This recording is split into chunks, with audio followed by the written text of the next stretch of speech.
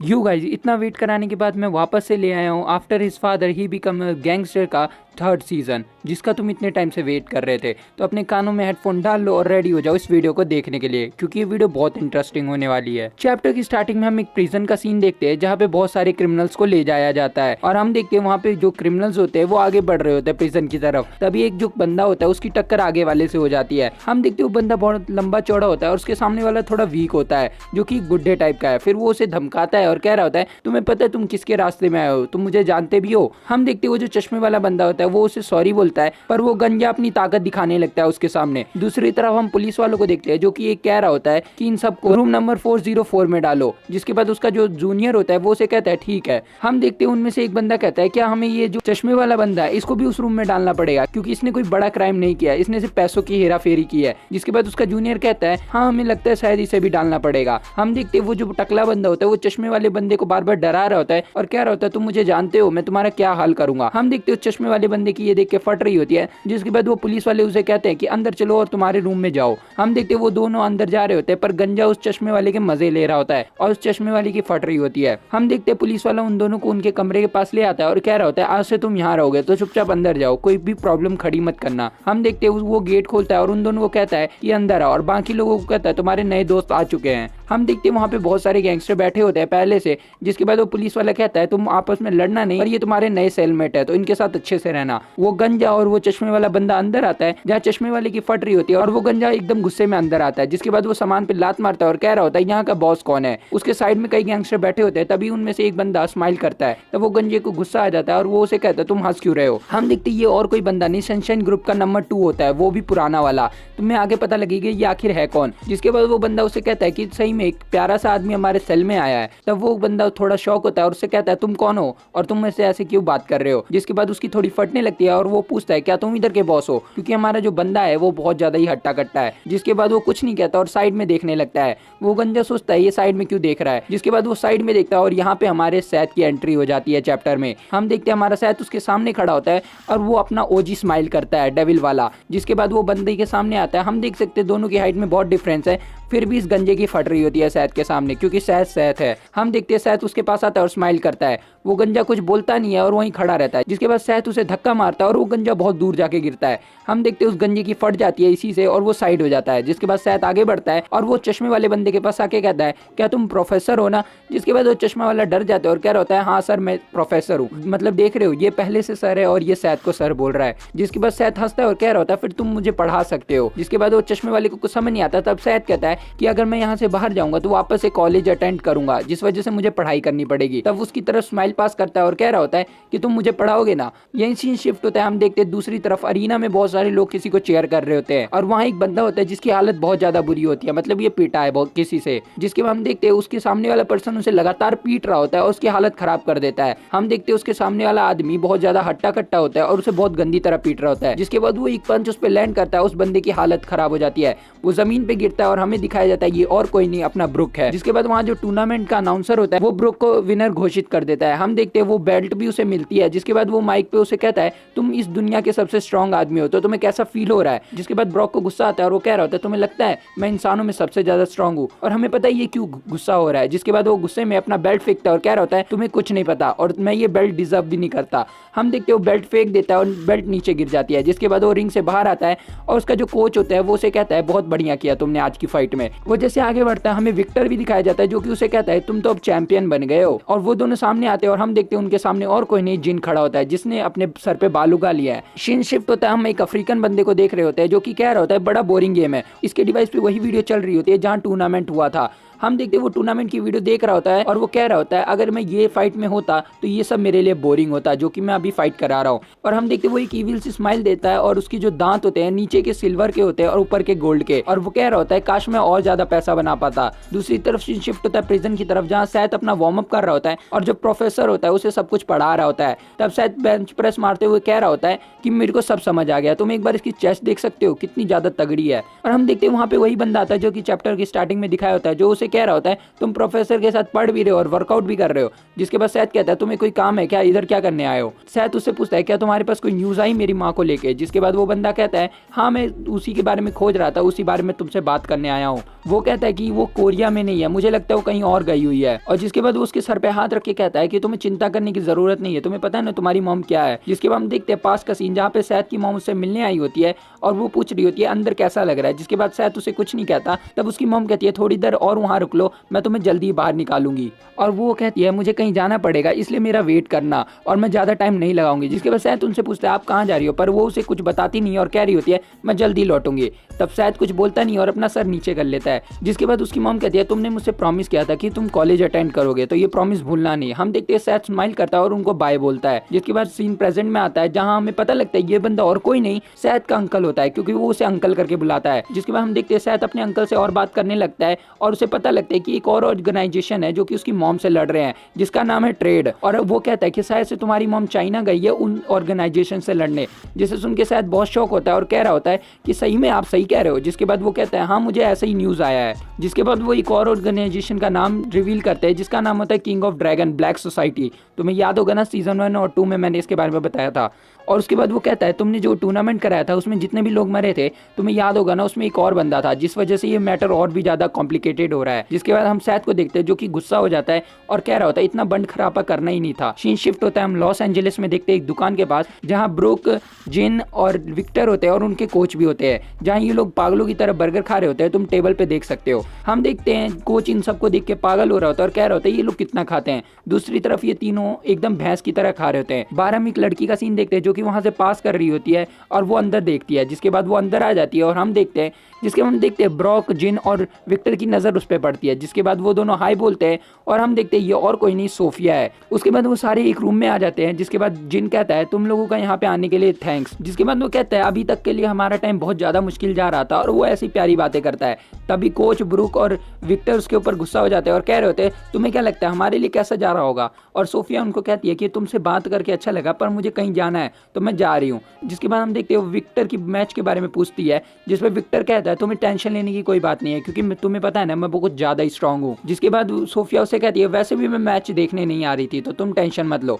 जिसपे हम देखते हैं विक्टर का मुंह बन जाता है और वो कह रहा होता है ठीक है कोई बात नहीं। जिसके बाद हम देखते हैं जिन उसे कहता है कि विक्टर टेंशन मत लो तुम जीतने वाले हो। जिसके बाद हम देखते हैं विक्टर उसे कहता है हाँ मैं बॉक्सिंग में अच्छा हूँ पर मैं तुम्हारी तरह मॉन्स्टर नहीं हूँ। जिसके बाद ब्रूक बीच में कहता है तुम्हें पता है ना रियल मॉन्स्टर कौन है, सैथ। जिसके बाद वो जिन सैथ के बारे में सोचता है और कह रहा होता है हाँ मुझे पता है वो बहुत ज्यादा स्ट्रॉन्ग है। हम देखते हैं ब्रूक और जिन आपस में बात कर रहे थे। तब ब्रूक कहता है कि मेरा जो अल्टीमेट गोल है वो किसी को नहीं पता। जब उससे उसके गोल के बारे में पूछा जाता है तो वो कुछ बोलता नहीं और चुप हो जाता है। हम देखते उसका गोल और कुछ नहीं था, वो टूर्नामेंट में फाइट करना चाहता था जिसमें सैथ ने फाइट की थी। जिसके बाद हम देखते हैं सोफिया वहां से उठती है और कह रही होती है अब बहुत टाइम हो गया मेरे को यहाँ से जाना पड़ेगा। हम देखते हैं वो सोफिया वहां से चल जाती है और कह रही होती है अगली बार मैं आऊंगी तो तुम्हें पूरा लॉस एंजलिस घुमाऊंगी। तब जिन भी वहां से उठ के जाने लगता है। तभी हम देखते हैं वहां पे एक बंदा आता है जो कि इंग्लिश, ये और कोई नहीं अफ्रीकन होता है। जिसके बाद ब्रुक वहां आता है और हम देखते हैं ये दोनों आपस में कम्युनिकेट कर पा रहे हैं एक सेम लैंग्वेज में। और हम देखते हैं जिनको घंटा को समझ नहीं आ रहा होता। जिसके बाद वो अफ्रीकन बंदा ब्रुक से कहता है क्या तुम्हारे पास कुछ टाइम है, मुझे तुमसे कुछ बात करनी है सैथ के बारे में। हम देखते हैं सैथ का नाम सुन के वहाँ जितने भी लोग होते हैं वो थोड़ा शॉक हो जाते हैं। जिसके बाद ब्रॉक कहता है तुम्हें क्या बात करनी है, मेरे पे कोई भी टाइम नहीं है तो यहाँ से निकलो। जिसके बाद वो बंदा हंसते हुए कहता है मुझे पता है तुम क्या चाहते हो, तुम भी उस टूर्नामेंट में फाइट करना चाहते थे ना। जिसके बाद ब्रॉक गुस्सा हो जाता है और कह रहा होता है चुप हो जाओ। तभी हम देखते हैं वो टैब दिखाता है और कह रहा होता है मैं चाहता हूँ कि ये टूर्नामेंट फिर से हो। और ये सुन के वहाँ विक्टर और ब्रॉक दोनों शॉक हो जाते हैं। जिसके बाद वो कहता है अगर तुम इस टूर्नामेंट में फाइट कर सकते हो तो ये नॉर्मली। जिसके बाद वो अफ्रीकन बंदा कहता है कि अगर इस डेथ वाले टूर्नामेंट में हम फाइट करें तो ये हमारे सामने ये नॉर्मल टूर्नामेंट कुछ भी नहीं है, अपनी लाइफ को रिस्क में डाले तो पैसे भी बहुत है। जिसके बाद वो कहता है कि मैं एक पूरा प्रॉपर स्टेज बनाऊंगा ये फाइट करने के लिए और ये टूर्नामेंट वापस से होगा। हम देखते हैं ब्रोक ये सुन रहा होता है और कुछ नहीं बोल रहा होता। दूसरी तरफ वो बंदा कह रहा होता है क्या तुम्हें इसमें इंटरेस्ट नहीं आ रहा, और वो एक ईविल से लाभ दे रहा होता है। जिसके बाद ब्रोक कुछ नहीं बोलता और वो अफ्रीकन बंदा बोलता है कि मैं समझ गया तुम्हारा आंसर क्या है, और वो उधर से चला जाता है और कहता है मैं तुम्हें जल्दी ही बुलाऊंगा इस टूर्नामेंट के लिए। दूसरी तरफ जिन उससे कहता है तुम इस बंदे को जानते हो और आखिर ये वीडियो दिखा के क्या कह रहा था। तब ब्रोक उसे कहता है, जिसके बाद ब्रोक उसे समझाता है कि ये वापस से वो टूर्नामेंट करने वाला है। जिसके बाद जिन थोड़ा सुन के इरिटेट हो जाता है। तब हम देखते हैं ब्रोक उसे कहता है कोई बात नहीं, हम वापस इस टूर्नामेंट में फाइट करेंगे। और वो उसे कहता है तुम्हें पता होना चाहिए कि इस टूर्नामेंट में फाइट करना कितना ज़्यादा इंपॉर्टेंट है, जब तक तुम अपने से स्ट्रांग बंदों से ना लड़ो। और ऐसी वो बातें कर रहा होता है कि उस टूर्नामेंट में लड़ने का उसका एक ड्रीम था, पर वो आखिरकार उस ड्रीम को पूरा नहीं कर पाया, पर उसे फिर से चांस मिला है। जिसके बाद जिन उसे कहता है तुम कुछ भी करना, पर वापस से पागल मत हो जाना शहद की तरह। और वो कह रहा होता है मैं समझ रहा हूँ तुम क्या कहना चाहते हो, पर तुम मेरी बात कभी नहीं समझ पाओगे, मुझे और भी स्ट्रांग लोगों से लड़ना है। जिसके बाद जिन कुछ नहीं कहता और वो वहाँ से चला जाता है। जिसके बाद वो कहता है तुम्हें जो करना है करो। तब ब्रुक कहता है वैसे भी मैं वही करने वाला था जो मेरा मन हो। जिसके बाद वो कहता है तो तुम जो भी करो, पर याद रखना कि कभी शहद की तरह मत एंड अप करना। हम देखते हैं ब्रुक के पीछे शहद की इमेज दिखाई जाती है और ब्रुक कहता है तुम्हें लगता है मैं कभी वैसा बन पाऊंगा। और जिन उसे कहता है ठीक है फिर मैं यहाँ से जा रहा हूँ, और वो वहाँ से चला जाता है। हम देखते हैं ब्रुक वहाँ पे स्माइल करता है और कह रहा होता है क्या पता मुझे वापस से शहद से लड़ने का मौका मिल जाए। दूसरी तरफ प्रिजन में दिखाया जाता है जहाँ शहद अपने क्वेश्चन सॉल्व कर रहा होता है और एकदम से चिल्लाता है, जिसे देख के पुलिस वाले सारे घबरा जाते हैं और वो कह रहे होते हैं ये बच्चा पागल हो गया है। तब शहद अंगड़ाई लेता है और कह रहा होता है मेरा एग्जाम बहुत बढ़िया गया।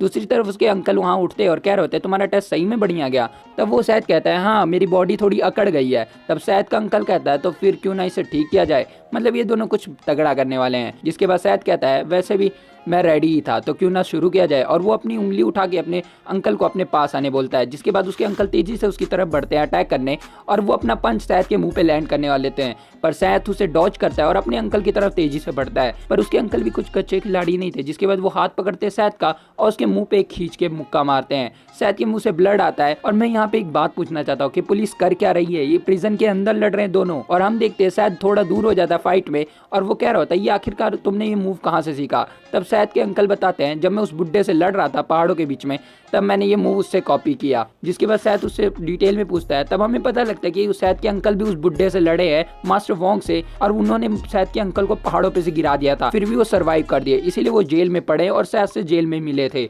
ये उनकी बैक स्टोरी थी। जिसके बाद शहद के अंकल उससे कहते हैं क्या तुम डर गए। हम देखते हैं शहद कहता है मैं डरा नहीं, बस मैं चिंता कर रहा हूँ। तब शहद के अंकल उससे पूछते हैं क्यों। तब वो गुस्से में कहता है अगर तुमने वापस से उस आदमी का मूव ट्राई किया तो मुझे लगता है मैं तुम्हें मार दूंगा।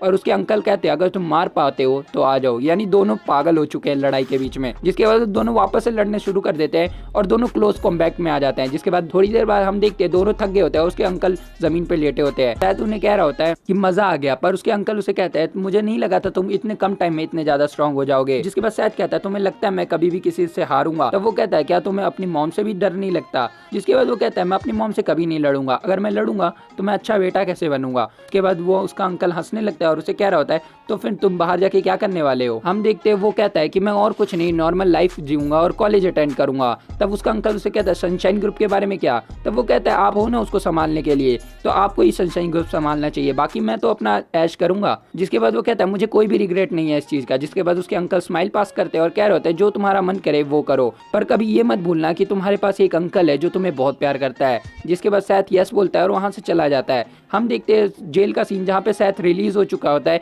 और फाइनली ये जेल के बाहर आ चुका है। हम देखते हैं उसके गैंग के सारे बंदे उसके सामने झुकते हैं और यहाँ पे रॉब अंकल, किम अंकल और मेन अंकल भी होते हैं और उसकी पूरी गैंग आई होती है। जहाँ शायद थोड़ा एम्बेरस हो जाता है और कह रहा होता है मैंने कभी कहा नहीं था इन लोगों को मेरे को लेने आने। हम देखते हैं रॉब अंकल एकदम तेजी से उसकी तरफ बढ़ते हैं और उसे गले मिल लेते हैं, जहाँ बाकी बंदे उनसे कह रहे होते हैं ये एकदम पागल है, इसे अपनी लिमिट में रहना चाहिए। हम देखते हैं रॉब अंकल के सर पे 2 अंडे उग चुके होते हैं, तब वो शायद को पनीर ऑफर करते हैं। शायद से पनीर है, पता नहीं क्या है, पर मैं पनीर बोलूंगा। जिसके बाद वो कहता है ये हमारी गैंग का ट्रेडिशन है। शायद उस पर हाथ डालता है और उसे लेके खा लेता है और हम देखते हैं वो अपनी गैंग को लीड करके अपने घर की तरफ आता है। दूसरी तरफ हम गाड़ियों का काफिला देखते हैं जो कि आधे रोड को जाम कर चुकी होती है। उसमें और कोई नहीं शायद बैठा होता है, वो अपने अंकल से बात कर रहा होता है कि उसकी मॉम कहाँ गई है। जिसपे उसके अंकल बताते हैं कि वो चाइना गई है। जिसके बाद वो कहता है तुम लोगों ने मुझे बताना जरूरी भी नहीं समझा। जिसके बाद अंकल उसे बताते हैं कि वो एक वॉर के बीच में है ट्रेड के साथ। जिसके बाद वो कहते हैं ये ट्रेड आखिर है क्या। तो अंकल उसे और एक्सप्लेन करते हैं कि जो ब्लैक ग्रुप का कंपनी का ओनर था पिछले सीजन में हमने देखा था, वो बंदा मर चुका है, किसी और ने उसे मारा है और जिसने उसको मारा था उसको सैथ ने मार दिया है। जिस वजह से अब वो सीधा सैथ पे एम कर रहा है, पर उसकी मॉम बीच में आ गई। जिस पे सैथ गुस्सा भी होता है और कह रहा होता है कि उन्हें मेरे पे एम करना चाहिए ना। फिर उसके अंकल उसे समझाते हैं मैंने तुम्हें बताया तो वो तुम पे ही एम कर रहे थे, पर तुम्हारी मॉम बीच में आ गई। जिसके बाद सैथ गुस्सा हो जाता है और चिल्ला रहा होता है। तब उसके अंकल उसे कहते हैं चुपचाप बैठ जाओ और जो तुम्हारा काम है उस पर चुपचाप फोकस करो। हम देखते वो इरिटेट हो जाता है और कुछ नहीं कह पाता। जिसके बाद उसके अंकल उसे एक टैब ऑफर करते हैं और उसमें कहते हैं इस पे ध्यान से देखो। हम देखते वो टैब को ध्यान से देख रहा होता है। उसमें कई गैंग मेंबर होते हैं जो कि जमीन पे पड़े होते हैं और उसके बीच में कोई औरत खड़ी होती है जो कि मास्क लगाई होती है। हमें पता है ये कौन है, सैद की मॉम। जिसके बाद सैद कहता है ये फोटो मुझे क्यों दिखा रहे हो, और हम सैद को देखते हैं जो कि एकदम घूर के उस फोटो को देखता है और वो समझ जाता है ये और कोई नहीं उसकी मम्मी है। जिसके बाद अंकल उसे कहता है चुपचाप पहले कंपनी चलो, वहाँ पे आगे बात करेंगे। जिसके बाद सैद कहता है मैं कंपनी में नहीं जाऊंगा क्योंकि अब मैं नॉर्मल लाइफ जीऊंगा और चुपचाप कॉलेज अटेंड करूंगा। जिसपे उसके अंकल चिल्लाते और कह रहे होते तुम्हें पता है ना अगर तुम नहीं रहोगे तो कंपनी का क्या हाल होगा, तुम्हारी मॉम बस एक टेम्पररी CEO थी, अब तुम मेन लीडर तुम हो। जिसके बाद सैद उन्हें कुछ नहीं कहता और कह रहा होता है ये सब अंकल संभाल लेंगे, मैं अब बस आराम से जिंदगी जीना चाहता हूँ और मैं ये लड़ाई सब में नहीं पड़ना चाहता। और हम देखते सैद और कहीं नहीं अपने पुराने घर आ गया होता है और वो कह रहा होता है काफी टाइम हो गया ना अपने घर में रहे। हम सैद को देखते हैं जो कि अपने घर के सामने खड़ा होता है और किसी को देख रहा होता है। जिसके बाद वो कहता है चलो अब बाहर भी आ जाओ, मैं कब से तुम्हें देख रहा हूँ। हम देखते हैं ये और कोई नहीं रॉब अंकल है। सैद उनसे पूछता है कि आप कब से मेरा पीछा क्यों कर रहे हो। जिसके बाद रॉब अंकल उसे कहते हैं कि मुझे ऑर्डर मिला है तुम्हारा पीछा करने, यानी तुम्हारे साथ रहने। जिसके बाद वो कहता है कि मैंने कहा ना मैं अकेला रह सकता हूँ, तो कुछ टाइम मुझे अकेला छोड़ दो। तब रॉब अंकल उसे समझाते कि मैं ऐसा कर नहीं सकता क्योंकि मुझे फर्स्ट अंकल से ऑर्डर आया है। जिसके बाद अंकल उसे समझाते हैं बॉडीगार्ड बन के रहने दो, और शायद गुस्सा हो जाता है और कह रहा होता है तुम्हें लगता है तुम मुझसे ज्यादा स्ट्रांग हो। अंकल अपना मुंह बना लेते और कह रहे होते ये अलग बात है कि तुम मुझसे ज्यादा स्ट्रांग हो। जिसके बाद शायद अंदर चला जाता है और हम देखते हैं रॉब अंकल उसे अभी भी मना रहे होते हैं और कह रहे होते हैं अगर कहीं बाहर जाओगे तो मैं तुम्हारा ड्राइवर भी बन सकता हूँ। हम देखते हैं शायद अपना घर खोलता है और अंदर चल जाता है। जिसके बाद वो रॉब अंकल की तरफ देखता है और कह रहा होता है तुम बाहर क्या कर रहे हो, चलो जल्दी अंदर आओ, सफाई भी तो करनी है। जिसके बाद रॉब अंकल एकदम खुश हो जाते हैं और वो अंदर आ जाते हैं। हम देखते हैं शायद स्माइल करता है, मतलब उसे भी रॉब अंकल के साथ रहना है। और दूसरी तरफ सीन शिफ्ट होता है, हम जापान के एक सीन देखते हैं जहाँ पे एक बंदा बैठा होता है एक श्राइन के अंदर। हमें उस बंदे का फेस नहीं दिखाया जाता, सिर्फ बैक से दिखाया जाता है।